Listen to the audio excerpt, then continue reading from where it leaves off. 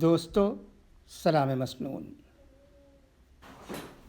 مضبوط کانگریس ہندوستان کی ضرورت، بڑھتی عدم رواداری، نفرت، پولرائزیشن کی سیاست اور جمہوریت کو درپیش مختلف طرح کے چیلنجز کے درمیان ملک کی قدیم ترین سیاسی پارٹی کانگریس نے 137ویں سال میں قدم رکھ دیا ہے۔ آزادی کے بعد سے ملک میں درجنوں سیاسی جماعتیں سامنے آئیں، مقامی اور ریاستی سطح پر بھی درجنوں علاقائی سیاسی جماعتیں بنائی گئیں جو گزرتے وقت کے ساتھ قومی سطح پر پہنچ گئیں۔ ذات پات اور مذہبی تحفظات کی بنیاد پر بھی کئی سیاسی جماعتیں بنائی گئیں۔ مخصوص نظریات کے حوالے سے بھی کئی ایک پارٹیوں نے جنم لیا، کئی اتحاد بنے اور بگڑے۔ حکومت سازی کے لیے مختلف نظریات کے حامل جماعتوں نے اتحاد قائم کیا اور حکومت بھی بنائی، جبکہ کچھ جماعتوں کا نقل آرزو شادابی کا ہی منظر رہا۔ لیکن اس میں کوئی شبہ نہیں ہے کہ ان سیاسی جماعتوں نے ملک کی جمہوریت کو مستحکم بنانے اور مشترکہ گنگا جمنی تہذیب کی حفاظت میں کم و بیش اپنا حصہ ڈالا۔ ان سب کے درمیان کانگریس ملک میں جمہوریت کو برقرار رکھنے میں اپنا کردار ادا کرتی رہی۔ ان 137 برسوں کے دوران کوئی ایسا لمحہ نہیں گزرا ہے جب ہندوستان کی سیاست کانگریس کے وجود سے پاک رہی ہو، لیکن اب کانگریس اپنے وجود کی بقا کے لیے لڑائی لڑ رہی ہے۔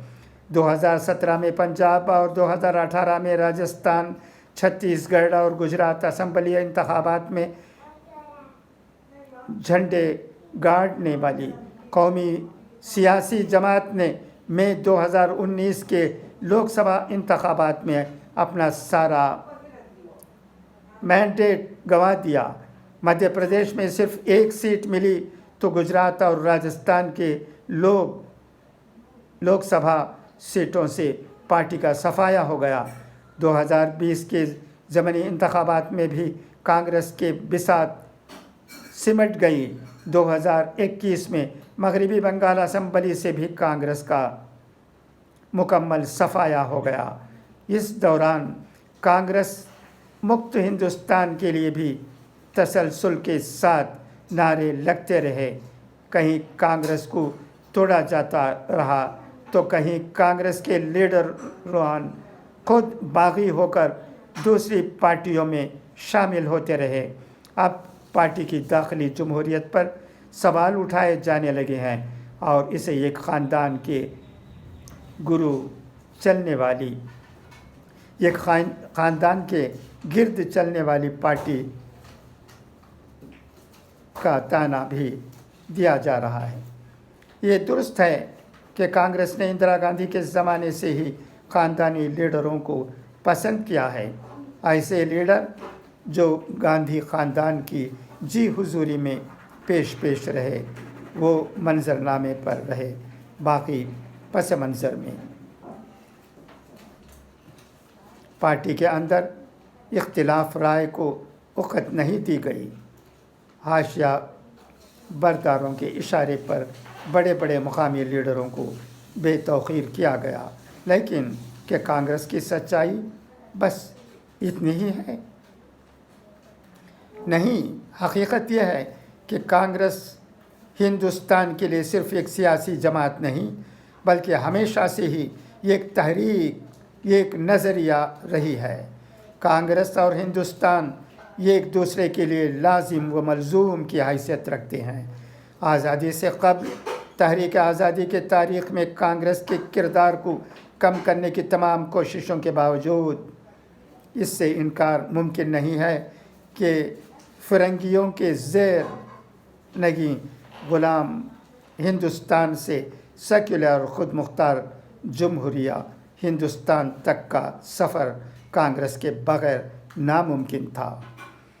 پھر کیا وجہ ہوئی کہ کانگریس آج اس مقام پر پہنچ گئی ہے کہ کانگریس مکت ہندوستان کے نعرے لگائے جانے لگے ہیں اور سرگرم سیاست کے منظرنامے سے کانگریس دھیرے دھیرے کر کے غائب ہوتی جا رہی ہے۔ اس کے نوجوان لیڈران پارٹی سے اپنا دامن کیوں چھڑا رہے ہیں؟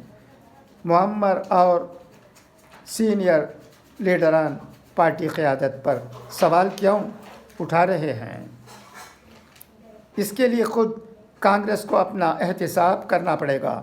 کانگریس کو یہ سمجھنا ہوگا کہ اس کے لیڈروں کا اقتدار کے لیے پارٹی چھوڑ جانا صرف کانگریس کا نقصان نہیں ہے بلکہ یہ ملک کا نقصان ہے۔ اقتدار کے لالچ میں کانگریس کے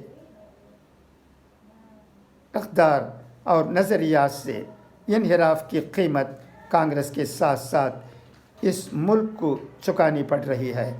کانگریس کی خالی جگہ کو پر کرنے کے لیے سامنے آنے والی سیاسی جماعتوں کی تنگ اور خود غرضانہ سیاست کی وجہ سے ملک کی جمہوریت کو شدید نقصان پہنچ رہا ہے۔ مذہب، ذات پات، فرقہ واریت اور منافرت کی سیاست نے ہندوستان جیسے کثیر المذاہب اور کثیر الجہت ملک کی بنیادوں کو کھوکھلا کرنا شروع کر دیا ہے۔ عوام کے درمیان بڑھتے اس خلیج کو صرف وہی جماعتیں پر کر سکتی ہیں جن کا ملک آئین اور جمہوریت پر مکمل یقین ہو اور وہ اس کے نفاذ کا جذبہ بھی اپنے اندر رکھتی ہوں۔ 137ویں یوم تاسیس کے موقع پر کانگریس کی عبوری صدر سونیا گاندھی نے آئین اور جمہوریت کو درپیش چیلنجز کے حوالے سے جس عزم کا اظہار کیا ہے وہی کانگریس کا اصل نظریہ اور سرمایہ ہے اور اس پر تمام کانگریسیوں کو متحد ہو کر عمل کرنے کی ضرورت ہے۔ ہندوستان میں بڑھتی عدم رواداری، نفرت، پولرائزیشن کی سیاست اور جمہوریت کو درپیش خطرات کا مقابلہ کرنے کے لیے کانگریس کا مضبوط ہونا ضروری ہے۔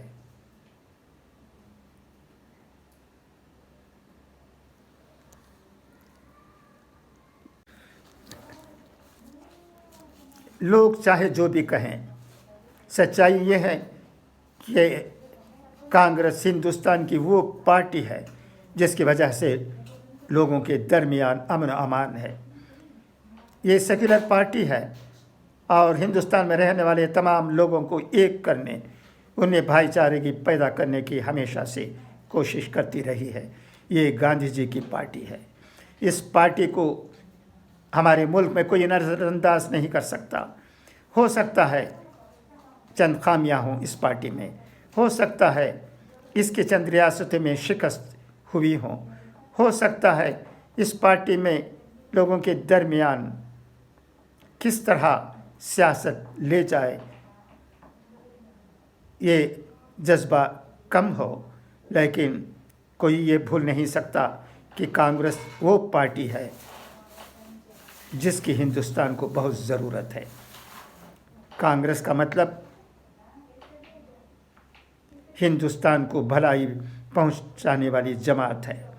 یہ گاندھی جی کی جماعت ہے۔ گاندھی جی سے بڑھ کر ہندوستان میں کون مہاپرش ہو سکتا ہے؟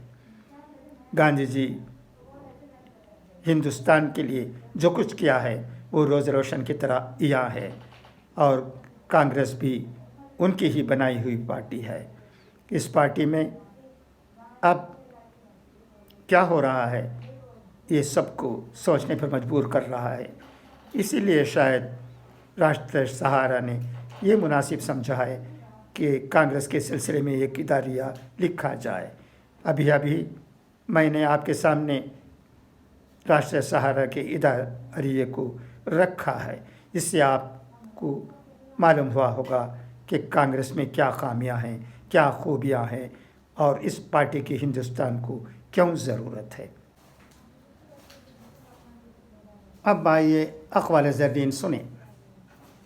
یہ ایک شریفانہ جواب برداشت اور خاموشی ہے۔ بادشاہوں سے کیا خوف؟ خوف تو بادشاہوں کے بادشاہ سے ہوتا ہے۔ اس شخص سے بچو جو باعزت ہو کر مجلس میں بیٹھے اور بے عزت ہو کر اٹھے۔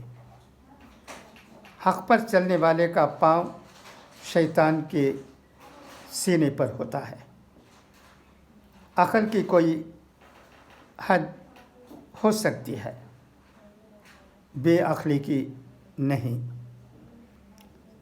اسلام ایک ایسا دین ہے جو زندگی کے ہر پہلو میں مدد کرتا ہے۔ دانا وہ ہے جو کم بولے اور زیادہ سنے۔ اچھا تو دوستو، اب اجازت چاہتا ہوں، انشاءاللہ پھر ملاقات ہوگی۔ خدا حافظ، فی امان اللہ۔